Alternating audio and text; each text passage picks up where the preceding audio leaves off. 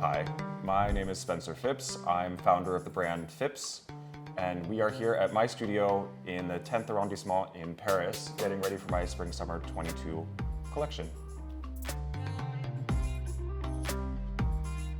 You know, for me, the future really is defined, in my opinion, as anything after this moment right now.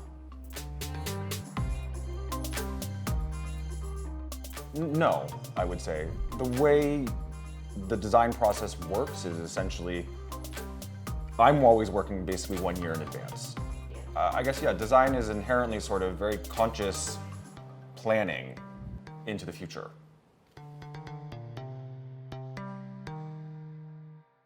I don't know what the future is going to look like, and I sort of don't want to know what the future is going to look like. You know, I think that's really beautiful, the unknown, and we'll get there when we get there, but in the meantime, let's focus on the present and maybe the more short term and, you know, evolve. I think this last year has definitely taught me that anything and everything is definitely possible. There's no way to be very certain, and just being open to that and being flexible.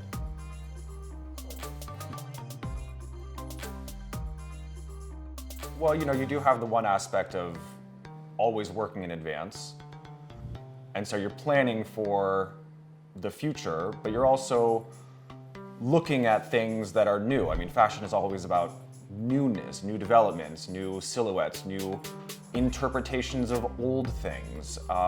So we're always trying to say what is next, what's new in terms of technologies or, you know, textile developments, and how can we incorporate that into a collection that, even if it's vintage themed or otherwise, you know, is still pushing the envelope forward. I imagine, yeah, there'd be certain technologies or certain textiles or certain pieces or certain aspects of the way that we dress that will change based on the technology that's in our lives, based on the lifestyles that we're living. But I think the conversation at its root of self-expression, communication, purpose-driven garments, or, you know, that whole side of it will always remain the same. It's always going to be that same conversation. Not really, to be honest. I hope to at least be spending a little bit more time in nature, if I can.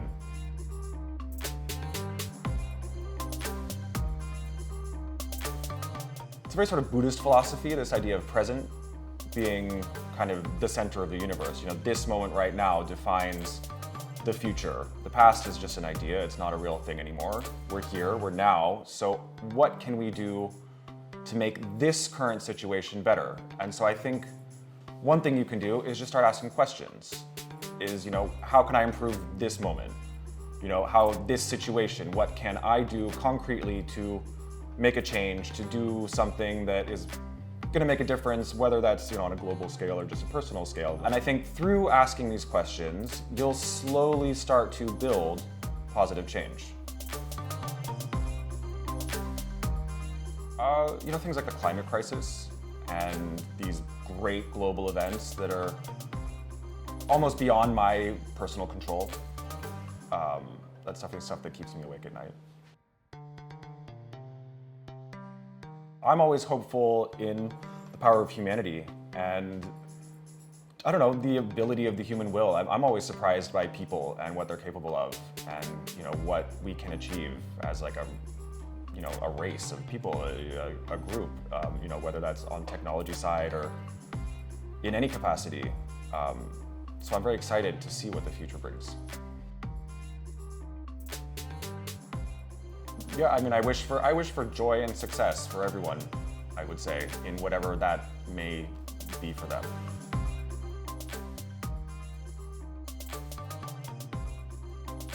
I mentioned already the sort of that conversation of the way that we dress, but also the design process, I think, is always going to be kind of the same, where you're problem solving, you're trying to find new ways of expression, or, you know, the discussion with the manufacturers, that kind of supply chain aspect of it is always going to be constant. And what I've found is very constant already across the industry You know, there's certain things that are always happening, and I think have happened for 50 years and will kind of continue, whether or not that's fully digital or in real person, you know, in Haute Couture, big streetwear brands, things like that. You know, there's definitely that chain that happens.